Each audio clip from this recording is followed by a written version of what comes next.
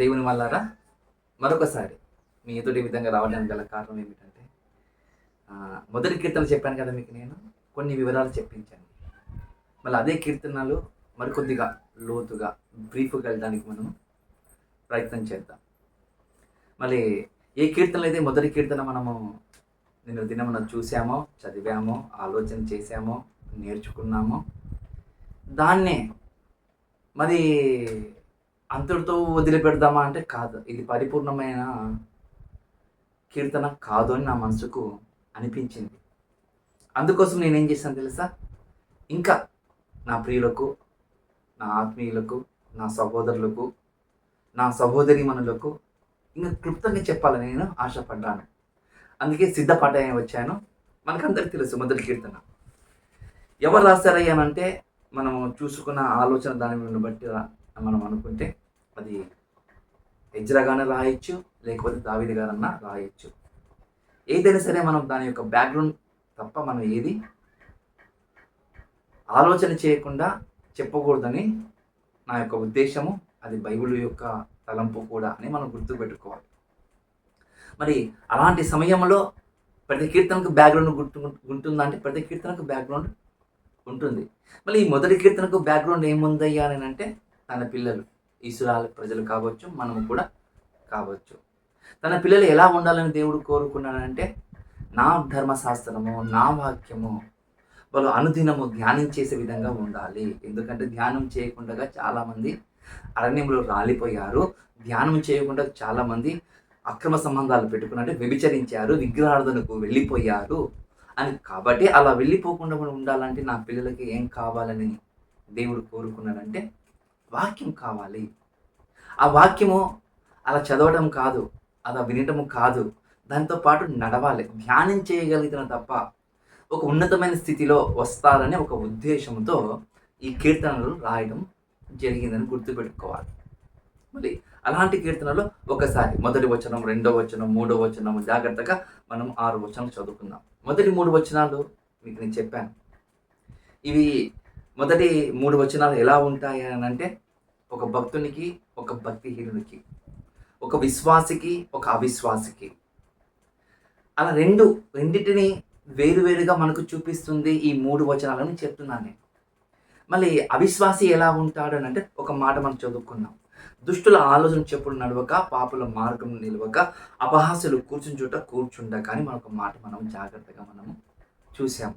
మళ్ళీ దుష్టుడు అంటే ఎలా ఉంటాడు? కనబడతాడా? కనపడడు. మరి ఏం చేస్తాడు? మన హృదయాన్ని పురికొల్పిస్తాడు, మన హృదయాన్ని ప్రేరేపిస్తాడు. మనం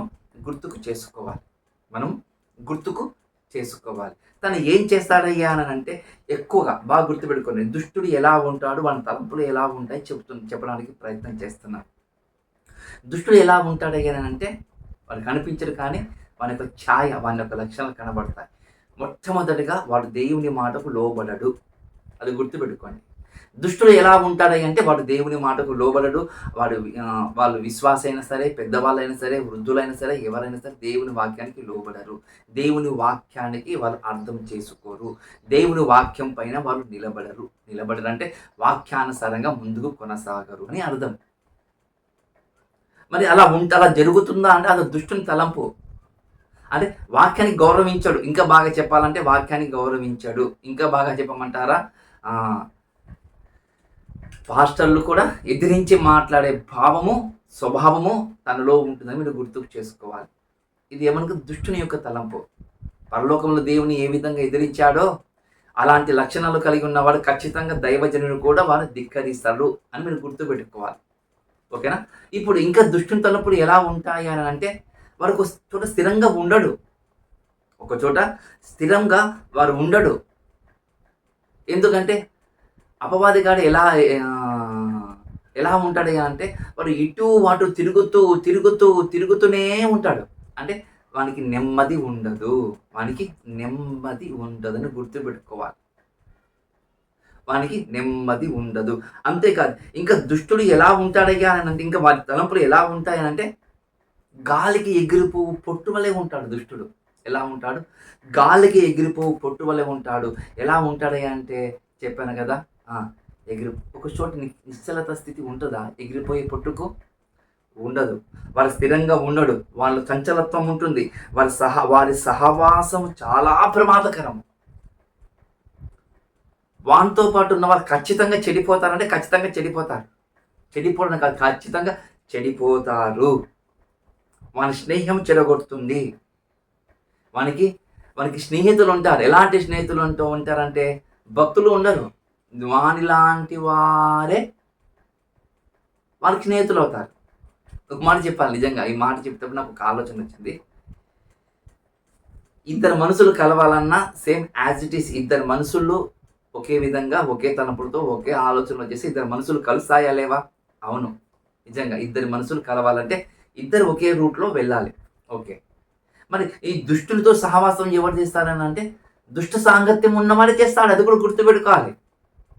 దుష్ట సహవాసంతో ఉన్నవాడు దుష్టులతో సహవాసం చేస్తాడు. వాడు వానికే నచ్చుతాడు, వేరే వానికి నచ్చడు. చూడండి, వాడు వాని దగ్గర ఉన్న వాళ్ళకే నచ్చుతాడు, మిగతా వాళ్ళకి నచ్చుతాడంటే మిగతా వాళ్ళకు నచ్చుతాడా? అపవాది గాని దగ్గర ఉన్న ఉదాహరణకు మీకు చెప్పడానికి, దుష్టి తలంపుతో ఉన్నవాడు భక్తుని దగ్గర పోయి కూర్చొని మాట్లాడగలుగుతాడంటే వాడు కూడా చెడిపోతాడు. కాబట్టి మనకు దూరంగానే ఉంటాడు. అది దుష్టు యొక్క సహవాసం గుర్తుపెట్టుకోవాలి. ఇది ఇప్పుడు ఇంకా మీకు చెప్పడానికి నేను ప్రయత్నం చేస్తున్నాను. వాడు ఎలా ఉంటాడయ్యా అంటే వాడు దేవునికి వ్యతిరేకముగా క్రియలు చేస్తూ ఉంటాడు. దేవునికి వ్యతిరేకంగా క్రియలు చేస్తూ ఉంటారు. బ్రదర్, మీరు ఇప్పటివరకు చాలా మంచిగా చెప్పారు, కానీ కొద్దిగా మాకు బైబిల్లో బ్రీఫ్గా మాకు చెప్పండి అని ఒకవేళ మీరంటే అది కూడా చెప్పడానికి ప్రయత్నం చేస్తాను. ఉదాహరణకు మీకు బాగా గుర్తుపెట్టుకోవాలి. ఇప్పుడు ఎవరైనా ఉన్నారా అంటే చంచలత్వం కూడుకున్న వాడు కయ్యోని లేడా? దుష్టునికి అవకాశం ఇచ్చాడా లేదా? ఇచ్చాడు. మనకి మనశ్శాంతి ఉందా? లేదు. నా తమ్మునే దీవిస్తున్నాడు, నన్ను దీవించలేకపోతున్నాడు అని దేవుడు వచ్చి కయ్యోనితో మాట్లాడితే కయ్యోనికి ఎలాంటి సమాధానం చెప్పిండు? కయ్యోని ఎలాంటి సమాధానం చెప్పిండు దేవునికి? నేను కావాలి వాడనా అంటే దేవుని ధిక్కరించాడా లేదా? అవును, దేవుని ధిక్కరించాడు. అది మొదటి వాడని గుర్తుపెట్టుకోండి. కయ్యోను ఎదిరించాడు దేవుని గుర్తుపెట్టుకోండి. ఏమయ్యాడు? సొంత తమ్ముని చంపుకున్నాడు. ఒక హత్య చేసిన వాడు, మొట్టమొదటిగా హత్య చేసిన వాడు కయ్యోనుగా మిగిలిపోయాడు చరిత్రలో. ఇంకా ఎవరైనా ఉన్నారా అంటే ఉన్నారు. ఇస్కరియోతు యూదా లేడా? డబ్బు కక్కుర్తిపడి ప్రభువును అమ్మివేయాలని తలుచుకున్న మన దగ్గరికే తలుచుకున్నాడు. చూడండి, అర్థమవుతుందా? వాడు తలుచుకున్నాడు ఇస్కరియోతు యూదా. అలాంటి మనసున్న వారి దగ్గరికే పరిశుల దగ్గరికి వెళ్ళి, ప్రధాన యాజకుల దగ్గరికి వెళ్ళి సంబంధం కుదుర్చుకున్నాడా లేదా? ఒక విశ్వాసకి అవిశ్వాసి పొత్తుంటుంది. ఎప్పుడు అవిశ్వాసికే పొత్తుంటుంది, విశ్వాసికే పొత్తుంటుంది. మీరు గుర్తు చేసుకోవాలి. ఇక్కడ మీరు గుర్తుకు చేసుకోవాలి. అని పొత్తున్న ఎలా ఉంటుందంటే ఇలాగనే ఉంటుంది. చంపాలనుకున్నాడు, పట్టేయాలనుకున్నాడు, ఇద్దరు ఒకే తలపన మనకు కనబడుతుంది. చూడండి, అవునా అంటే అవును, అలాగనే మనకు కనబడుతుంది. చూడండి, ఇంకా ఎవరైనా ఉన్నారా అంటే కనపడతారు దేవుళ్ళు ఉండినట్లుగా. కానీ అననీయ సఫీరా ఎలా ఉన్నారు? చోటిచ్చారా లేదా? అపవాదిగానికి స్థలం ఇచ్చారా లేదా? చెప్పండి. స్థలం ఇచ్చారా? అపవాదిగానికి స్థలం ఇచ్చారు. ఏం జరిగింది? మేలు జరిగిందా? మేలు జరగలేదు కదా. ఏం జరిగింది? కీడే జరిగింది. వాళ్ళకు కీడే జరిగింది. అది బాగా గుర్తుపెట్టుకు. మరొక మాట చెప్పాలని నేను ప్రయత్నం చేస్తాను. ఎవరైతే దుష్ట సాంగత్యములు ఉంటాడో, దుష్టులతో సహవాసం ఉంటాడో, వాని యొక్క మరణం ద్వారా భక్తులకు మేలు చేశారని గుర్తుపెట్టుకోండి. జాగ్రత్తగా గుర్తుపెట్టుకోండి. మరలా చెప్తున్నాను, దుష్ట సాంగత్యంతో ఉన్న వాళ్ళందరూ వారి యొక్క మరణం ద్వారా భక్తులకు ఒక పాఠం నేర్పిస్తాడు అని గుర్తుపెట్టుకోండి. ఖచ్చితంగా అవును. అననీయ సఫీరా చనిపోగానే వెంటనే ఏం తెలుసా? సంఘంలో భయం పుట్టింది. తెలుసా? సంఘంలో భయం పుట్టింది. చూడండి, ఆ దేవుడు తెలుసుకుంటే ఎలాగైనా సరే ఉంటుంది. మేము గుర్తుపెట్టుకోవాలి. అది ఈ మొదటి వచనం యొక్క సారాంశం మనం చూసాం. ఇప్పుడు రెండవ వచనం సారాంశం అంటే యెహోవా ధర్మశాస్త్రం ఆనందించుచు దీవారాత్రులు దాన్ని ధ్యానించువాడు ధన్యుడు. వాక్యం ధ్యానం చేయాలంట, ధర్మశాస్త్రం ధ్యానం చేయాలంట, చదవాలంట, నేర్చుకోవాలంట, కుడికి కానీ ఎడమగా కానీ తొలగిపోకుండా ఉండాలంటే ఆ వాక్యానుసారంగా నడవాలంట. సార్ నిజమే, ఎవరైనా నడిచారా? ఎందుకు నడవలేదండి? ఎందుకు నడవలేదని అంటున్నాను నేను. బైబుల్ చెప్తున్న మాట, కొన్ని మాట చెప్పడానికి ప్రయత్నం చేస్తాను. జాగ్రత్తగా మీరు ఒకసారి వినండి. అపోస్తుల కార్యములో 17వ అధ్యాయంలో 10, 11 వచనాలు మీకు తెలుసు అనుకుంటాను. తెస్సలోనికలో ఉన్న వారి కంటే బెరియా సంఘస్థులు వాళ్ళు గనులై ఉన్నారు. ఎందుకు గనులై ఉన్నారు అనంటే పౌలు శీలులు చెప్తున్న వాక్యం అలాగా ఉన్నదా లేదా అని పరిశీలన చేశారట వాళ్ళు. పరిశీలన చేశారట వాళ్ళు. నిజంగా పరిశీలన చేశారా? అవును, పరిశీలన చేశారు. చెప్పేవాళ్ళు వ్యక్తులు ఎవరు? పౌలు. అంత గొప్ప స్పీకరే వాక్యం చెప్తే ఈ సమయానుకూలమా కాదని పరిశీలన చేశారట. ఈరోజు జరుగుతుందా అలా? ఈరోజు అలా జరుగుతుందా అంటే అలా జరగటం లేదు. అలా జరగటం లేదు. పెద్ద సార్ అండి, మంచిగా చెప్పాడండి, వెళ్ళిపోయాడండి. ఏం నేర్చుకున్నావు అంటే మంచిగా చెప్పాడు అంతే. నేర్చుకున్న భావాలు ఉన్నాయంటే ఉండవు. హృదయంలో తలపోసుకున్న విధంగా ఉంటుందా? ఉండదు. ఏమంటే పెద్ద పాస్టర్ వచ్చి చెప్పాడు. మనల్ని కూడా పెద్ద పాస్టరే అవసరం. ఖండించి గద్దించి వాక్యంతో బుద్ధి చెప్పే పాస్టర్లు మనకు అవసరం లేదు. మనకి ఎలాంటి వాళ్ళ అవసరం తెలుసా? పై పైన చెప్పుకుంటూ ఎన్ని పాపాలు చేసినా ఎన్ని తప్పులు చేసినా ఏం కాదులే చెప్తూ పైన పైన సున్నం రాసిపోతారు చూడు. అలా సున్నం రాసిపోతున్న సమాధులు ఎలా ఉంటాయో ఆ పాస్టర్ అలాగనే ఉంటాడు. ఆయన మాటలు వింటూ లోబడుతున్న వాళ్ళు కూడా అలాగనే ఉంటారు. గుండెలో భారమును పెట్టుకొని సేవ చేస్తూ వాక్య ధ్యానముతో తాను బతుకుతూ 10 మందికి బతికేటట్లుగా నిలబెట్టించాలి అని ఒక ఆలోచన భావాలు ఉంటే చూడు, అలాంటి మాట ఎవడు వినడు. అది బైబుల్ చెప్తుంది. ఒరే, అలాంటి వానితో సహవాసం ఉండు. అలాంటి వానితో నీవు సహవాసం ఉండు. ఎందుకంటే వాడు దుష్టుని దగ్గర నడవడు, దుష్టుని త్రోవలో నడవడు, నీతిమంతుడు నడవడు, దుష్టుని ఆలోచనలో వాళ్ళు వెళ్ళడు, దుష్టుని మార్గములు వాళ్ళు వెళ్ళడు. మరి ఎక్కడికి వెళ్తారు అంటే దేవుని మార్గంలో ఎప్పుడు ఆనందిస్తూ సంతోషిస్తూ దైవవాక్యములు ధ్యానం చేస్తూ ఉంటారు. అలాంటి మార్గంలో నడువు. అలాంటి మార్గంలో నడుస్తే ఏమవుతుందంటే మనం నేర్చుకుంటాం. ఒక పరిపూర్ణలో కావడానికి నేర్చుకుంటామని పౌలు గారు ఒక మాట చెప్తున్నాం. ఆ మాట ఒకసారి జాగ్రత్తగా మనము చూద్దాం. కొలొస్సీయులకు రాసిన పత్రిక 3వ అధ్యాయం 16వ వచనం. కొలొస్సీయులకు రాసిన పత్రిక 3వ అధ్యాయం 16వ వచనం. జాగ్రత్తగా ఒకసారి మీరు బైబిల్ తీసి చూడండి. 3వ అధ్యాయం 16వ వచనం ఏమని అంటున్నా చూడండి. ఒకసారి జాగ్రత్తగా మనం చూద్దాం.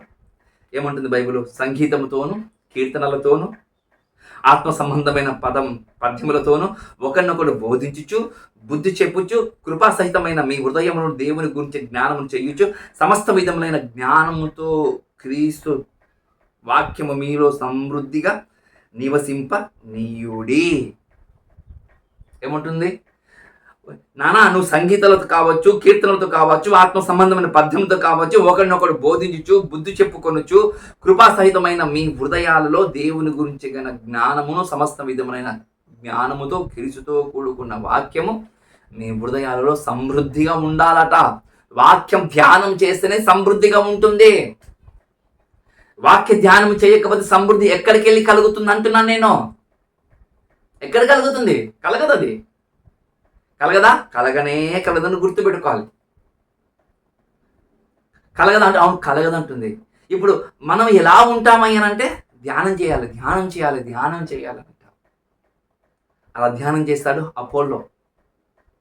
యేసు ప్రభుల వారు చనిపోయిన తర్వాత, గ్రీకు వీరుడు అలెగ్జాండర్ చనిపోయిన తర్వాత తన ప్రపంచానికి తనకు తెలియాలని, అలెగ్జాండర్ యొక్క పేరు ప్రఖ్యాత తెలియాలని తన వాళ్ళు అనేకమైన పుస్తకాలను తర్జమా చేసి గ్రీకులో రాసి పెడితే ఆ లైబ్రరీలో చదువుకున్నవాడు ఈ అపోలో. ఆ అపోలో గారు వచ్చి సువార్త ప్రకటించాడు. యేసు క్రీస్తు వారి గురించి సువార్త ప్రకటించాడు. చూడండి, అంత గట్స్ ఉన్నాయి మనకంటే. అంత లేదు. అపోలో అంత భక్తి ఉందా? అంత లేదు. అంత సహవాసం ఉందా? అంత లేదు. మనం ఏమంతో సహవాసం చేస్తామంటే మీకు బాగా తెలుసు. ఇంకా phone, Twitter, WhatsApp, Facebook, Insta, ఇంకా ఎక్కువ దగ్గర పబ్జి గేములు కూడా ఆడే దౌర్భాగ్యులు లేరంటారా? పబ్జి గేమ్లో ఆడేవారు కూడా దౌర్భాగ్యం లేదంటారు. చెప్పండి, ఉన్నారు అలాంటి వాళ్ళు లేరా? ఉంటారు. చూడండి, కాబట్టి బైబుల్ చెప్తున్న మాట దుష్టునికి దేవునికి పోలిక ఉండదు, విశ్వాసికి అవిశ్వాసికి పోలిక ఉండదు అని చెప్తున్నాం అన్నమాట. చూడండి, ఒకటి వచనం చూసాము, 2వ వచనం చూసాము. మరి ఎలా ఉంటే పచ్చగా ఉంటాడు. పచ్చగా ఎలా ఉంటాడయ్యా అంటే ఒక చెట్టుకు పోలి చూపిస్తున్నాడు. ఒక చెట్టును పోలి చూపిస్తున్నాడు చూడండి.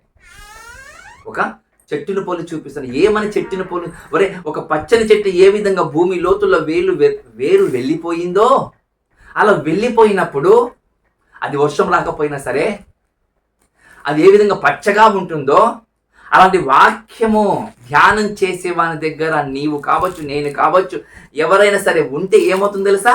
ఏమవుతుందంటే బైబిల్ చెప్తున్న మాట ఏమవుతుంది అంటే నీవు కూడా పచ్చగానే ఉంటావు.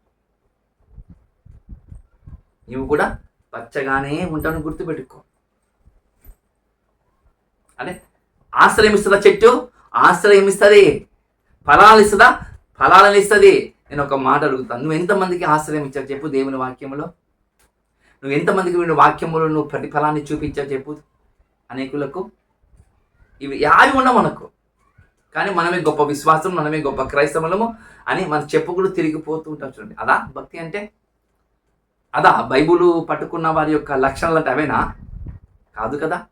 బైబిల్ చెప్తున్న మాట ఏమని వారు పచ్చగా ఉంటాడు. చూడండి, మరి అలాంటి వాళ్ళు మనకు కనబడుతున్నారంటే కనబడతారు, అక్కడక్కడ కనబడతారు, కానీ అనేకులు కనిపించడం చాలా చాలా తక్కువ. కాబట్టి అంటారు చూడండి, ఏమంటాడు? దుష్టుడు అలాగ నుండక గాలి చెదరగొట్టు పొట్టు వలె దుష్టుడు ఉంటాడు. కాబట్టి న్యాయ విమర్శలను దుష్టులను నీతిమంతుల యొక్క సభలో పాపలను నిలవరు. ఇద్దరు వేరుగా ఉంటారు. నీతిమంతులు, అవినీతిమంతులు. ఎగ్జాంపుల్, నీతిమంతుడైన లాజరు, దరిద్రుడైన లాజరు చనిపోతే ఎక్కడికి వెళ్ళాడు? అబ్రహం రొమ్మున ఆనుకున్నాడు. ధనవంతుడు, అవినీతిమంతుడు. మళ్ళీ అవినీతిమంతుడు ఎక్కడికి వెళ్ళాడు? పాతాళ లోకంలో నరక యాతనలో ఆ వేదన పడుతూ ఉన్నాడు. వేరు ఉన్నాయా మార్గాలు?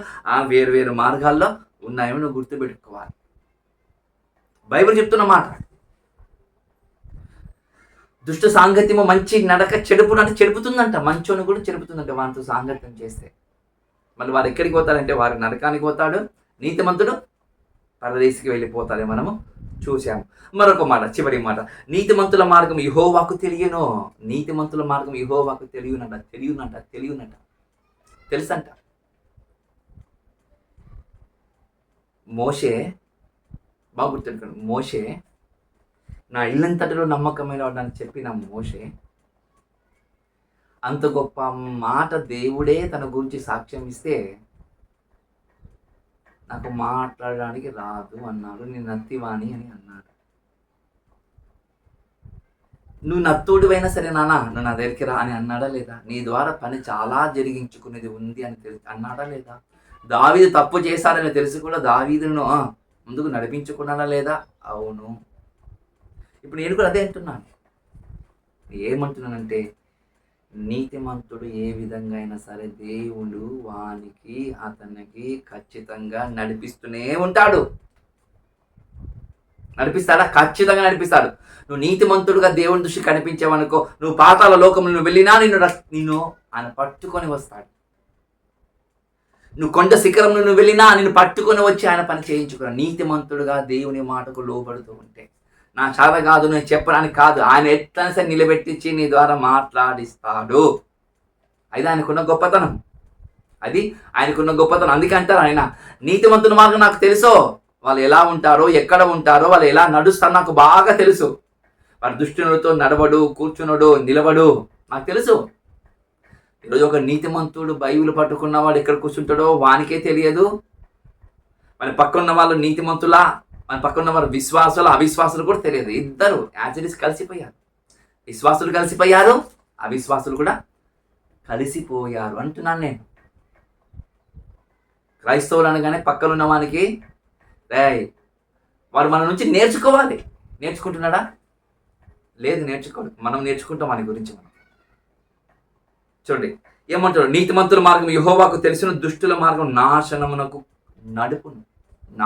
నాశనము తీసుకొని వెళ్ళడానికి అపవాదిగాడు, వాని తలంపులు, వాని ఉద్దేశాలు, వాని స్నేహము, వాని సంబంధికులు అందరూ మనకు నాశనాన్ని చేస్తారట, నాశనానికి తీసుకొని పోతారట.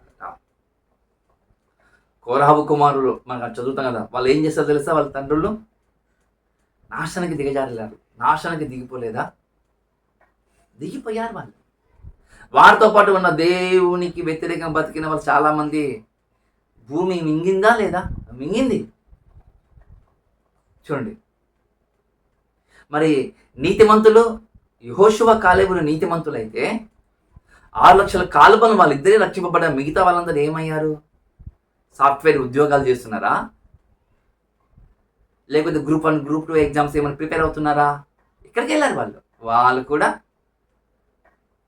అవకాశం ఇచ్చారు, దుష్టునికి అవకాశం ఇచ్చారు కాబట్టి వారికి దుష్టుడు వెళ్ళే చోటికే వెళ్ళిపోయారు. వారి నాశనముకు వారికి నడిపించు. చూడండి. కాబట్టి ప్రియ దేవుని సంగమా, నా ఆత్మీయులారా, మరి కొన్ని మాటలు మన హృదయంలో దాచుకొని దేవుళ్ళు ఇంకా ముందుకు కొనసాగగలిగే విధముగా ముందుకు కొనసాగాలని ఆశపడుతూ ఈ కొద్ది మాటలు ముగిస్తున్నాను.